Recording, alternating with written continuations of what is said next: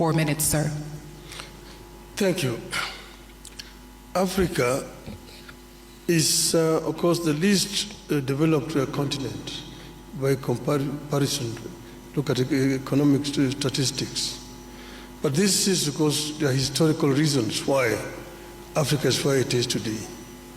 And we will say that Africa does not need to remain here. We need to develop Africa. There are several factors which work against Africa. For example, the international financial infrastructure has worked very much against Africa, because African countries have been made to borrow money at a very high rate of interest compared to other countries of the same status as the African countries. So we need to address the issue of rearranging the international financial infrastructure. That is, I think, one of the major starting points. Now, Africa is the richest continent on the planet Earth in terms of raw materials. But it's a paradox that Africa also is the poorest in terms of living conditions.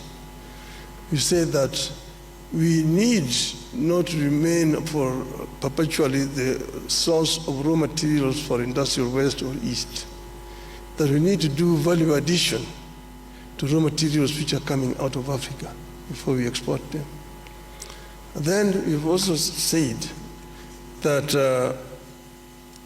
Africa needs to trade more with itself. There's big potential.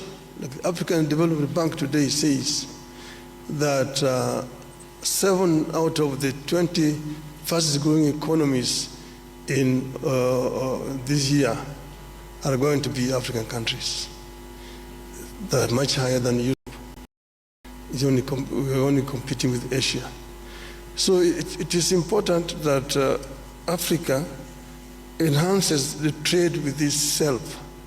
The inter-African trade today stands at just mere 15%. Now we have the African Free Trade Area organization that was launched now 3 years ago, but not much has been achieved. Some of the reasons are issues that are actually solvable. The non-tariff barriers to trade that have been imposed by respective African countries. Things like standards, which are different from one country to the other country, making it difficult for goods to move freely across the borders. Then modalities of payment. And then it's the other issue of infrastructure. I worked for 5 years as the African Union High Representative on Infrastructure Development. And here is another problem, because goods cannot move freely because of lack of adequate infrastructure within the continent. Kenya exported tea to Ghana, and it took 3 months of tea to travel from Kenya to Ghana. We have major infrastructure projects, the high-speed continental railway, the inter-African highways, Cape to Cairo,